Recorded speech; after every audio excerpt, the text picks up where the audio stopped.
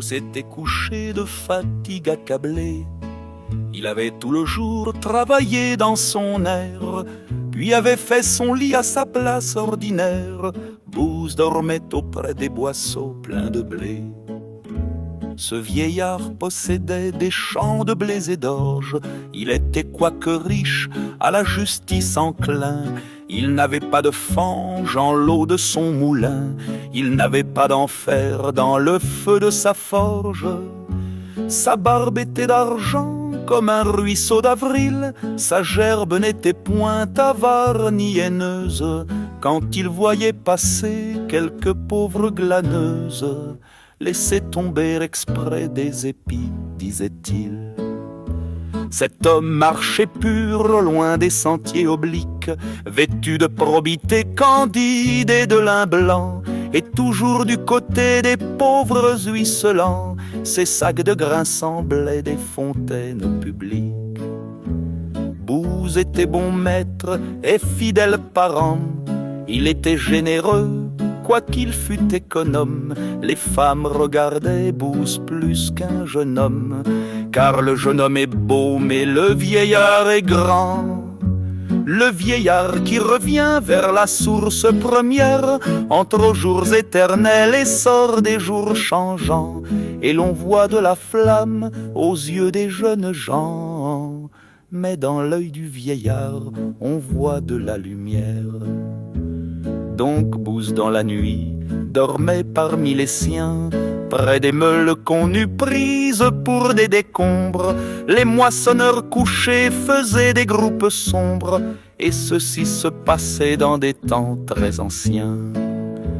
Les tribus d'Israël avaient pour chef un juge, la terre où l'homme errait sous la tente inquiet. Des empreintes de pieds de géants qu'il voyait étaient mouillées encore et molles du déluge. Comme dormait Jacob, comme dormait Judith, Booz les yeux fermés gisait sous la feuillée. Or la porte du ciel s'étant entrebâillée, au-dessus de sa tête un songe en descendit. Et ce songe était tel que Booz vit un chêne qui sortit de son ventre, allait jusqu'au ciel bleu. Une race y montait comme une longue chaîne, un roi chantait en bas, en haut mourait un dieu. Et Booz murmurait avec la voix de l'âme: comment se pourrait-il que de moi ceci vint? Le chiffre de mes ans a passé 80, et je n'ai pas de fil, et je n'ai plus de femme. Voilà longtemps que celle avec qui j'ai dormi, ô Seigneur, a quitté ma couche pour la vôtre, et nous sommes encore tout mêlés l'un à l'autre. Elle à demi vivante et moi mort à demi. Une race naîtrait de moi, comment le croire? Comment se pourrait-il que j'aisse des enfants? Quand on est jeune, on a des matins triomphants. Le jour sort de la nuit comme d'une victoire. Mais vieux, on tremble ainsi qu'à l'hiver le bouleau. Je suis veuf, je suis seul, et sur moi le soir tombe. Et je courbe, ô mon Dieu, mon âme vers la tombe. Comme un bœuf ayant soif penche son front vers l'eau. Ainsi parlait Booz dans le rêve et l'extase, tournant vers Dieu ses yeux par le sommeil noyé. Le cèdre ne sent pas une rose à sa base, et lui ne sentait pas une femme à ses pieds.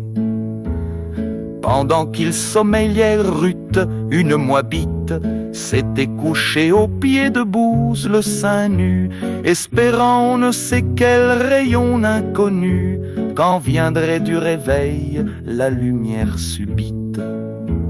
Booz ne savait point qu'une femme était là, et Ruth ne savait point ce que Dieu voulait d'elle. Un frais parfum sortait des touffes d'asphodèle, les souffles de la nuit flottaient sur Galgala.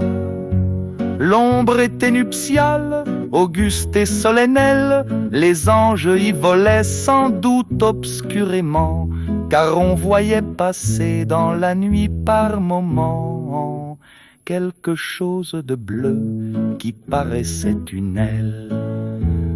La respiration de bouse qui dormait se mêlait au bruit sourd des ruisseaux sur la mousse.